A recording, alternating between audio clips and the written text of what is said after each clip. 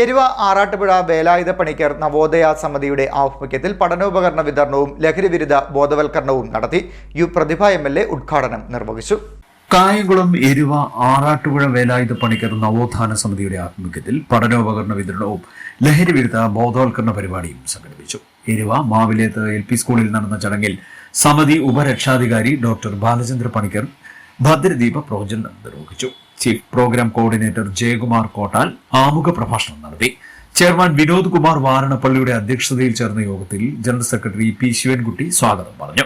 നവോത്ഥാന സമിതി രക്ഷാധികാരിയായ advocate U പ്രതിഭ MLA യോഗം ഉദ്ഘാടനം ചെയ്തു.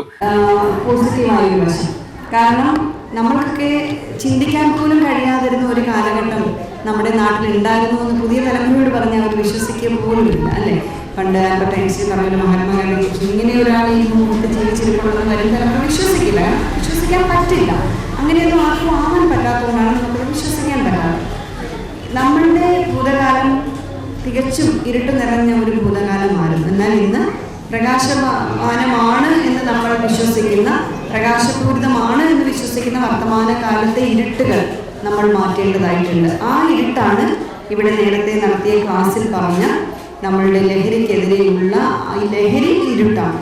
അതിനെതിരെയുള്ള പ്രവർത്തനം അത് ഈ കാലത്തിൻ്റെ നവോത്ഥാന പ്രവർത്തനമാണ്. കാരണം ഉച്ചനീചത്വവും അതുപോലെ തന്നെ വലിയ തരത്തിലുള്ള കൊടിയ ചൂഷണവും കൊടികുത്തി വാണിരുന്ന ഭൂതകാലത്തിൽ നിന്ന് അവസര സമത്വം, തുല്യത, അവകാശങ്ങളെ പറ്റിയുള്ള ബോധ്യം, നിയമ പരിജ്ഞാനം ഒക്കെയുള്ള, വിദ്യാഭ്യാസം ഒക്കെയുള്ള ആധുനിക കാലഘട്ടത്തിൽ ജീവിക്കുന്ന എന്നാൽ പലപ്പോഴും അറിവില്ലാതെ പോകുന്ന മനുഷ്യരെ ഇനി ബോധ്യത്തിലേക്ക് നയിക്കുക എന്നുള്ളൊരു വലിയ കടമ നമ്മളെല്ലാവരും ഏറ്റെടുക്കേണ്ടതായിട്ടുണ്ട്.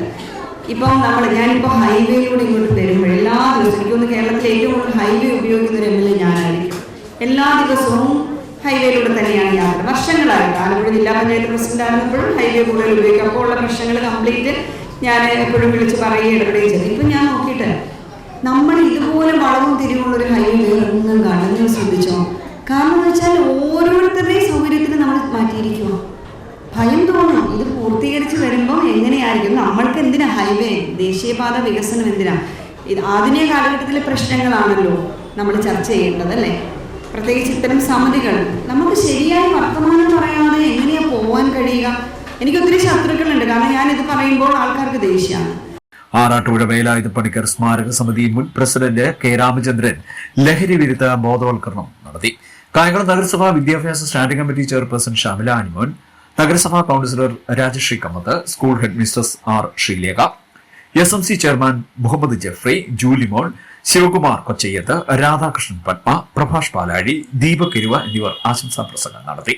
Treasurer advocate Ranju B. Chandran യോഗത്തിൽ കൃതജ്ഞത പറഞ്ഞു. ആറാട്ടുപുഴ വേലായുധ പണിക്കർ നവോത്ഥാന സമിതി ഭാരവാഹികളായ R. Rajendran, Prasannakumar Chirayil, Santhosh Valyath, advocate B. Boban എന്നിവർ ചടങ്ങുകൾക്ക് നേതൃത്വം നൽകി. കേരളീയ നവോത്ഥാന ചരിത്രത്തിൽ ആറാട്ടുപുഴ വേലായുധ പണിക്കർ നടത്തിയിട്ടുള്ള സ്വാധീനത്തെക്കുറിച്ച് പുതുതലമുറയെ അറിയിക്കുന്നതിനുള്ള പ്രവർത്തനങ്ങളുമായി മുന്നോട്ടു പോകുമെന്ന് സമിതി ഭാരവാഹികൾ പറഞ്ഞു. CDNet news, Kayamkulam.